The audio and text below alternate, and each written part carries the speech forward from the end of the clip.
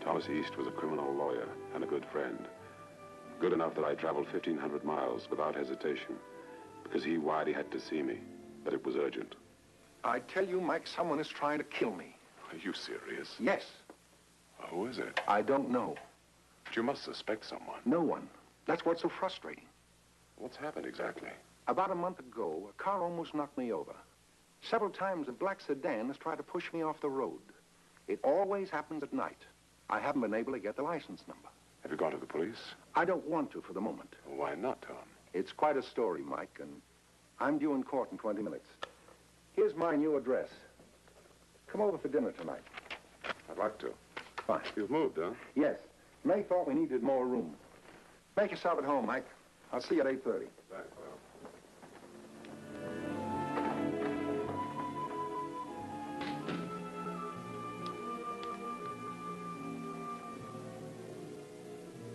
All that afternoon, I kept thinking about Tom's fears. In or out of the courtroom, he was an actor.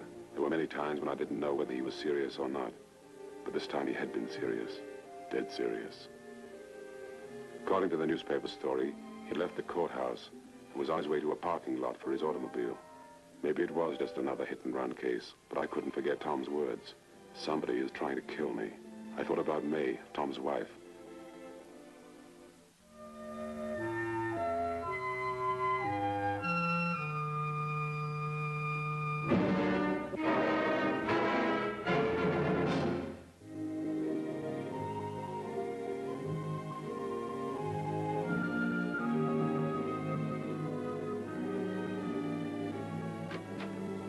The next day, I called on May East.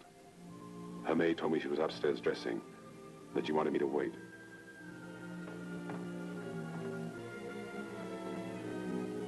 It was a beautiful room, comfortable, too. It wasn't difficult to see how happy Tom and May had been, and how tough it must now be for her.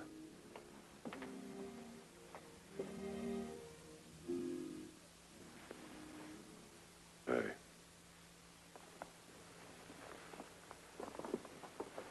I can't tell you how sorry I am.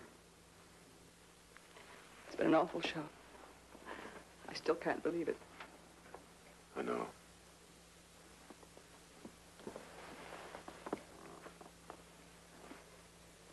I wonder if you're able to answer a few questions for me. Anything, Mike. You're like part of my family. Thanks. Yesterday I saw Tom. He sent for me.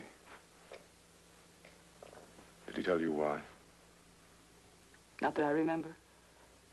Well, he told me something. I really didn't believe it. But now I'm not so sure. Oh, I know what he told you. If I had it to do all over again, I never would have said it. I didn't know that a week later he'd be dead. Mike, I didn't think he'd send for you. After all, it was only a family affair. I just wish I'd never brought it up. Why? I don't think you understand. What he said had nothing to do with the family. Mike, didn't Tom tell you I'd asked for a divorce? No, he said something quite different. What happened between you and Tom? It's a familiar story. Our marriage just didn't work out. Maybe it was my fault, I don't know. Tom was possessive. And suddenly I found myself longing to go back to work again. I wanted a divorce, and he didn't want to give me one. Oh, we never argued about it. I think he was just beginning to agree with me that we'd both be better off living apart when this horrible thing happened. Oh, Mike, I wish I'd never upset him. I'm sure he would have given you a divorce. I knew Tom pretty well. Sure, he was always possessive about the things he wanted, but never to a point to hurt anyone. Why did he send for you? Because he believed someone was trying to kill him. But that's impossible. Why? Well, Mike, everybody loved Tom. I know. Maybe it's just a coincidence, but I'm not so sure. Did he ever discuss his business with you? Rarely. The most I ever knew about his business was what I'd read in the papers. Most of his clients were notorious. Yeah. Ironically, that was the reason for our first quarrel. What do you mean? The first time he brought a client home, I recognized him. He'd been indicted for murder. Tom was defending him. After he left, I told Tom I didn't want to entertain killers. He just laughed, and he said he'd win an acquittal for him, and then the man wouldn't be a murderer. I'm staying at the Ambassador. If you need anything, call me, huh? And, Mike, if you find out anything, will you tell me? Sure.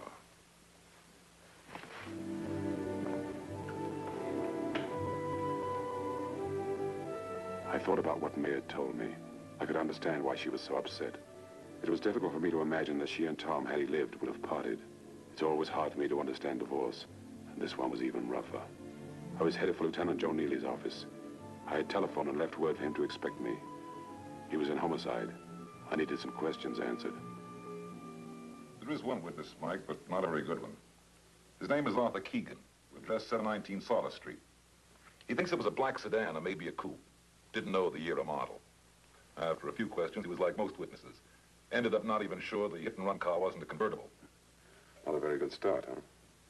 This report reads like a perfect hit-and-run. East's body must have been thrown 150 feet. The car was traveling between 55 and 60 miles an hour. Didn't even slow down. We blocked off the street and checked for tire tracks. Pretty hard to distinguish. To make matters worse, the accident happened on the badly lit side of the street where East's car was parked in a lot. He was probably hit when he crossed the street. I don't think he ever felt a thing. Do me a favor, will you? What kind of a favor? Well, give me an okay to go through all of Tom's files. Might give me a lead on something. I'll even do better than that. I'll go with you. If you're right, this is no longer hit and run. It's murder.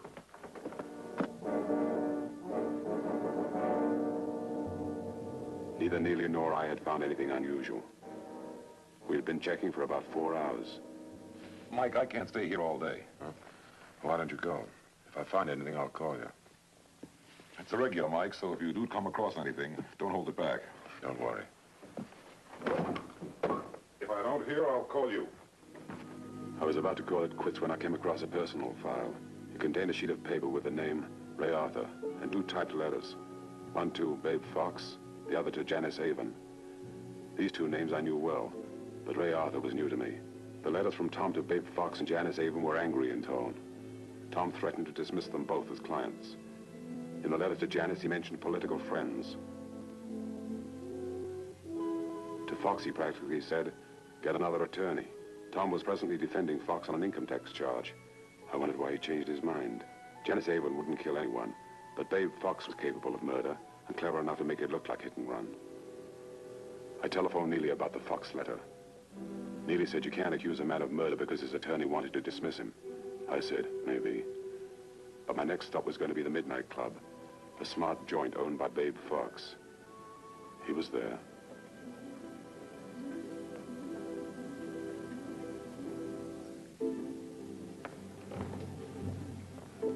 Hello, Babe.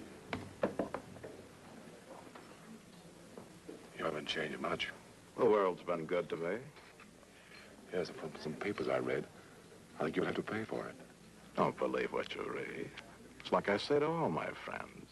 Just a misunderstanding. Nothing to worry about. Didn't the death of Tom East come at an inopportune moment for you? Yeah, it bothered me for a day. But with money, you get lawyers. I got money. Oh, babe, I've never been fond of you. If you don't level with me, I'm going to enjoy taking you apart. The next time you make a move like that, I won't be so polite. Mike, you haven't changed. I don't want any rough stuff. Say what's on your mind. If I've got the answer, you can have it. I want the answers to 2 questions. Why didn't East want to handle your case? And who killed him? I don't know anything about a killing. When I read the story, I believed it. Tom and I go back a long way together. He met his wife here. You remember, May in Madrid. Frankie Madrid, yeah. What happened to him? Killed 12 years ago in the South Pacific. They were a great dance team. The best. Guy around town calls himself Ray Arthur. Dancer. Looks something like Madrid, but he couldn't tie Frankie's shoelaces. Oh? Maybe I made a mistake with you, Mike. About East not wanting to handle my case. It's true. But he would have changed his mind. He did it before. We argued good sometimes, but like I say, we go back a long ways together. He knows enough about me to send me up for a long time. But he was a great mouthpiece. And you don't kill a man who keeps you out of stir. You understand? Yes, babe, I understand. I understand that nothing you've just said would mean a thing if you decided to kill him. Why don't you change your clothes? You're all wet.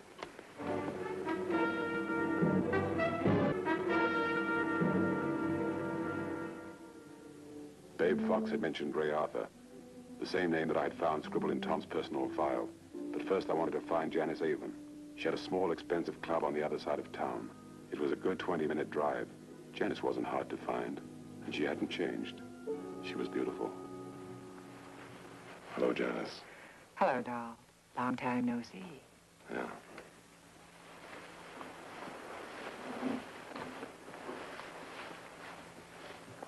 What do you have? Like always. Just you. Go away, Joe. I haven't seen this guy in too many years.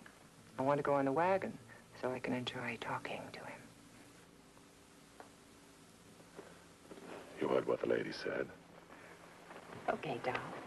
What do you want with me? Does the name Tom East mean anything to you? Yeah. A couple of times he handled some business for me. Oh? What kind of business? Lover. You've been around too long to ask those minor league questions. Listen, Janice, I'm serious. What about that letter he sent to you? The one about political friends? That's what I've always liked about you, doll. With you, nothing's ever a secret. Why do you want to know? I want to know if it was important enough for murder. In my book, Tom's death was not an accident. If I didn't know you, doll, I'd say you think like a cop.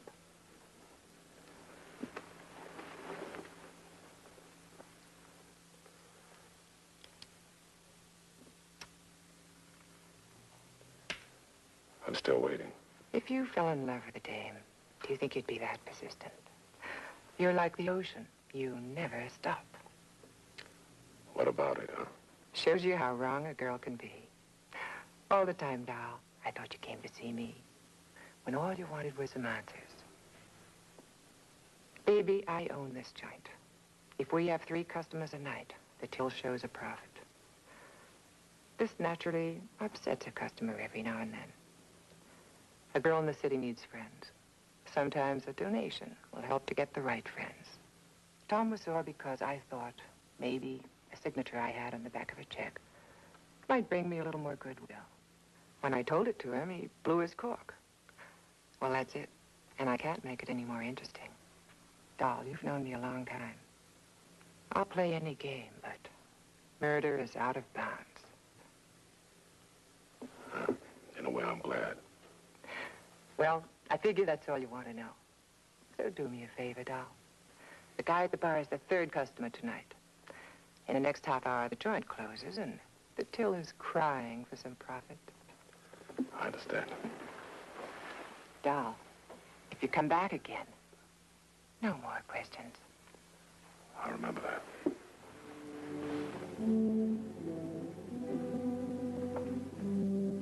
It was 4 a.m. when I reached my hotel. I thought about Babe Fox. He was no good, but he wasn't a fool. He didn't kill Tom East. As for Janice, her only vice was padding a check. She wasn't a murderer.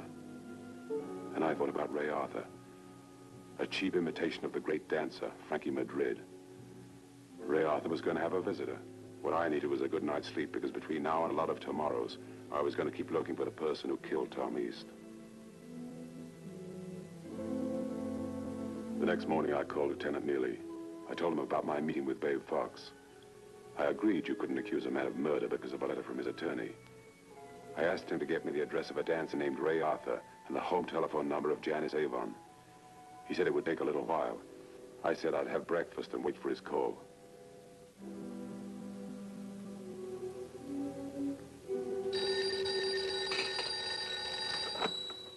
Yeah? Arthur works for the Rayoman Dance School, and Avon's phone number is Nightingale 60492. What's it all about? No, it's not important. I saw Janice last night and I promised to call her. I forgot to take her number. Huh? I understand Ray Arthur's a pretty good dance instructor. A friend of mine wants to take lessons. I'll call Right. I telephoned Janice and gave her the address of the Rio Mandan studio. I told her to meet me there at 11. She hollered she hadn't seen 11 a.m. for over 15 years, but she finally agreed. I also called May and said I was on my way over to see her.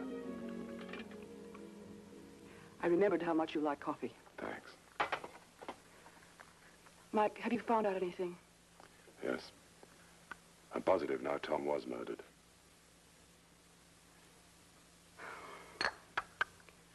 It's just too horrible to believe. How do you know? Yesterday I went through his files. Most of the answers were there.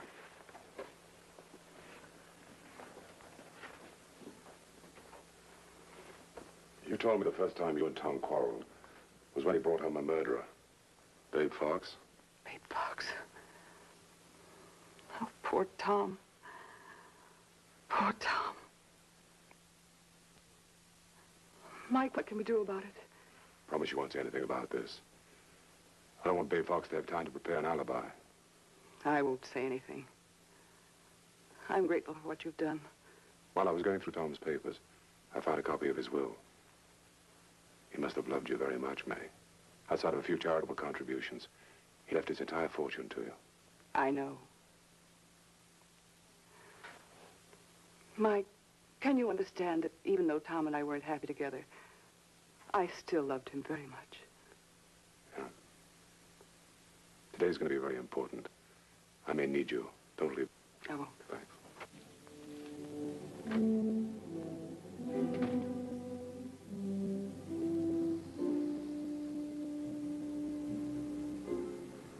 May seemed too anxious to accuse Babe Fox. I had a hunch that Ray Arthur was the big answer. Janice was on time. I knew she wasn't going to like what I wanted her to do. Doll, I love you. If you asked me at midnight to walk over hot coals, I'd do it. But to take a dancing lesson at 11 in the morning, that's too much. Get another girl. Be sure you ask for Ray Arthur. I want a perfect description of him. Treat him like a third customer. I'll wait for you at your club. You'll need this to get in. You know, doll, I'll do it. But I'll bet you this bum will want a rumba. Oh, imagine a rumba at 11 in the morning.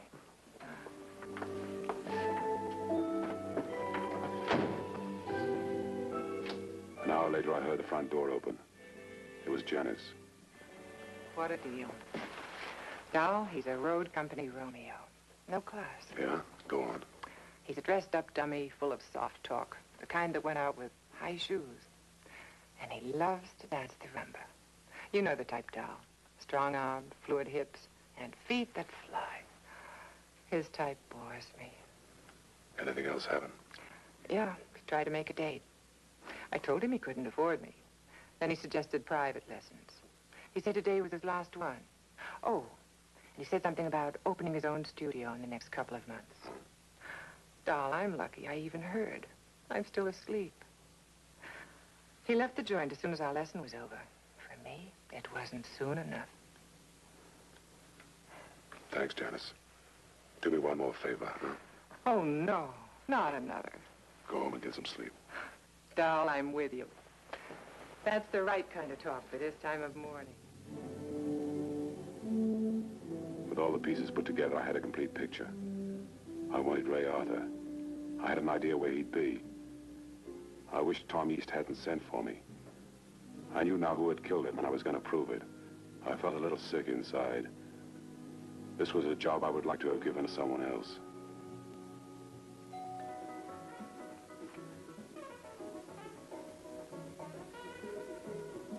When I heard the music, I wasn't sick anymore. I was just mad. Arthur was here. I wanted to get my hands on him.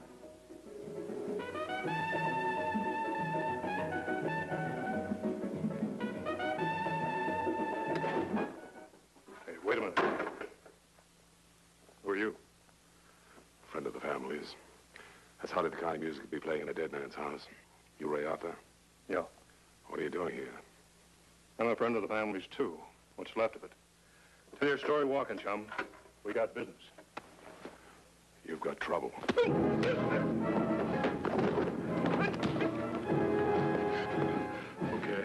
How did you do it? Do what? Murder Tom East. I didn't have anything to do with it. It was hit and run. You were going to open a new dancing school. Where was the money coming from? I saved it. Don't. I don't want to be mixed up in any murder. Let me go, please. Mike! Let him go. He's telling the truth. May. Get out quickly before I change my mind.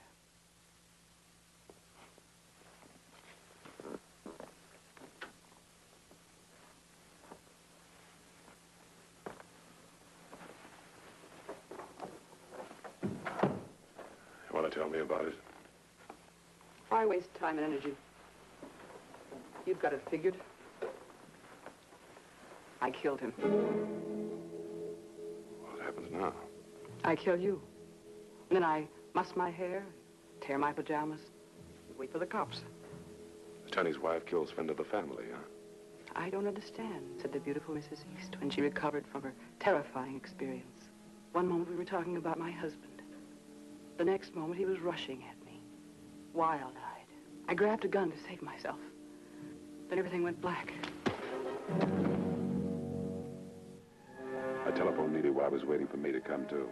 He was on his way over.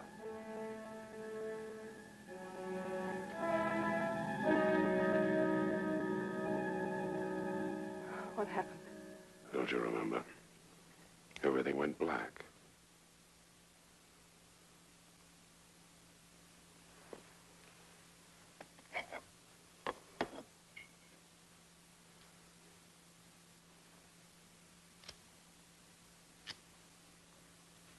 Frankie Madrid. You never got over him, did you? That's part of it. And the rest? The rest is looking into the mirror one morning and realizing you're 40. And that the face and the figure you've been so proud of are beginning to sag a little. You remember lights and music and applause and attention. You want one more whirl in the merry-go-round before you put your cue in the rack. You've been married for a long time to a grand guy. And you try to explain it to him. But he's 20 years older than you. He tries to make up to you for it with bigger houses and more expensive presents. You try. You try hard. But every time you look in that mirror, you can hear it saying, hurry, hurry. And you meet somebody that takes you back 20 years. You fight that too. It's no use. Even though you know in your heart it'll never work. And so you start to buy the years. They become more and more expensive. Mike, you're a man. I can't make you see it. I see it all but one thing. Why did you kill him? I loved him, Mike. I didn't want to hurt him. May was mentally sick. I only hope that Tom died never knowing the truth about her. May wasn't a pretty sight. Neely booked her for murder. We knew she had no chance to beat the rap. As for me, I came back to thank Janice for her help. Doll, I'm not sure I'm glad to see you. Should I be? You're on your own. The last time you said no more questions. Doll, you mean you're fresh out of questions? I've been parked across the street for hours. I counted the customers. I figure I'm the third one, and the till needs a profit.